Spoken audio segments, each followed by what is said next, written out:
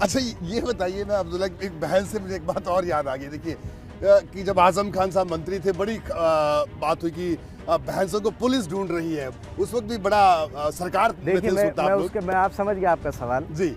अगर वो भैंस न मिलती जी तो ये होता कि लो साहब आजम खान की भैंस चोरी हुई और मिली नहीं, ये लॉ एंड ऑर्डर है।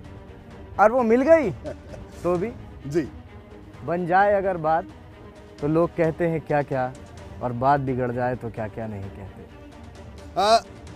जो बड़ा इशू की अगर हम बात करें इस इलाके की, रामपुर की अगर हम बात करें, देखिए हकीकत यह है, ठीक है, मुद्दों पर आधारित राजनीति की बात तो होती है, लेकिन जब अभी चुनाव होंगे तो फिर से वो लड़ाई आजम खान परिवार के बीच में, नवाबों के बीच में। अब देखिए हमजा जो कि नावेद मियां का बेटा है, वो बीजेपी गठबंधन से चुनाव लड़ रहा है। नावेद मियां कांग्रेस से रामपुर शहर से चुनाव लड़ेंगे।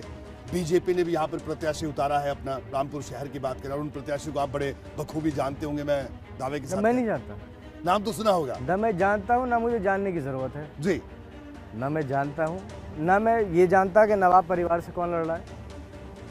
मैं ये जानता हूँ कि रामपुर से 5 सीटों पर समाजवादी पार्टी रिकॉर्ड वोट से जीत के जाएगी।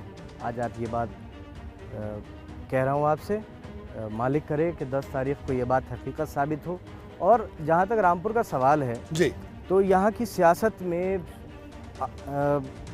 सब लोग इसलिए नहीं खड़े होते कि वो चुनाव जीतना है। ज़्यादातर का मंसूबा ये होता है कि कैसे आजम खान साहब को चुनाव हराया जाए। लेकिन 40 साल से तो आज तक ऊपर वाले ने कभी सर झुकने नहीं दिया। जी। मालिक आगे भी अच्छा ही नतीजा लाएगा।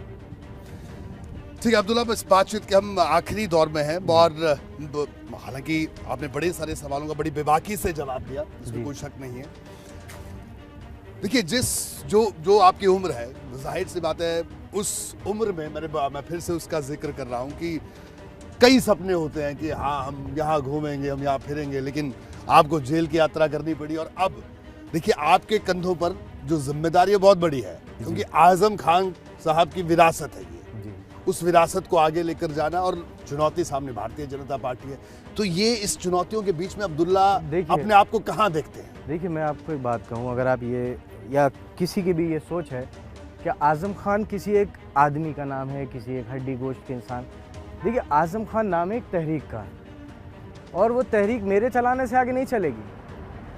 आप पूरे रामपुर में जाएं, वो तहरीक आपको हर मोड़ पर मिलेगी, हर इंसान के दिल में मिलेगी। यहाँ कभी कोई शख्स चुनाव नहीं लड़ता, यहाँ आवाम चुनाव लड़ती है जी। आपको उसका, और आपको क्या लगता है किसी ने इस बात का अच्छा माना है? अपने अगर कोई आपसे सियासी तौर पर इत्तेफाक नहीं रखता जी, उसके पूरे परिवार को आप फना कर दें, झूठे मुकदमे लगा दें, कि आपको लगता है कोई इस बात को पसंद करेगा? मैं भारतीय जनता पार्टी में ये बात आप भी बखूबी जानते हैं, मैं भी, कि लोगों को बोलने की इजाज़त नहीं है। हाउस में न जाने जब तक गया हूँ असेंबली, न जाने कितने भारतीय जनता पार्टी के MLAs मुझसे आकर मिले और ये कहा कि हम क्या करें। किसी ने पसंद नहीं किया इस बात को। हाँ, अगर आप रामपुर के स्तर तक देख लें तो कोई अपना नाम अखबार में, चलिए हम तो ये कहते हैं इस बहाने उनका नाम हुआ जी। अगर कोई अपना नाम लिखवाने के लिए फर्जी मुकदमे करवाते हैं या करते हैं, अच्छी बात है। लेकिन अगर आप ये समझते हैं कि इसे किसी ने पसंद किया है, तो आप पूरे मीडिया हाउसेस की एक अपना वो है, सब में बैठते होंगे, आपको भी सच्चाई मालूम होगी लोग इस बात को कितना पसंद कर रहे हैं जी। तो आजम खान साहब जेल से चुनाव लड़ेंगे जैसा पार्टी का आदेश हो। अगर पार्टी का आदेश आप तो ये दुआ करिए ना कि वो जल्दी बाहर आ जाए चुनाव से पहले। बिल्कुल बिल्कुल बिल्कुल। देखिए मैं वही कह रहा हूँ कि ये जो इस बार का जो चुनाव है, जब हम रामपुर में चुनाव कवर करने आते थे तो जाहिर सी बात है आजम खान साहब से बात किए बिना बात अधूरी रह जाती थी।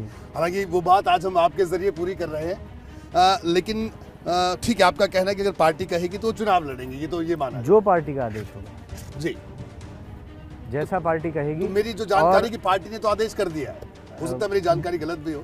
मैं इस बारे में कुछ नहीं कह सकता जब तक कोई पार्टी की तरफ से आधिकारिक बयान या नहीं आ जाता। देखिए हर पार्टी का एक डिसिप्लिन होता है, ठीक है, और उस डिसिप्लिन से बने रहना मेरी जिम्मेदारी है। मैं ये कहूँगा कि आपने कहा कि हम जब भी चुनावों में आते थे, मालिक ने चाहा तो आजम साहब चुनाव से पहले बाहर हो जी, मालिक चाहे, और अगर न भी हुए, खुदा ना करे ऐसा हुआ, तो आप मुझसे नहीं, एक आम आदमी से ये सोच के इंटरव्यू कीजिएगा कि उसके दिल से आज़म खां बोल रहा है, आपको पता चल जाएगा आज़म खां साहब कहाँ हैं।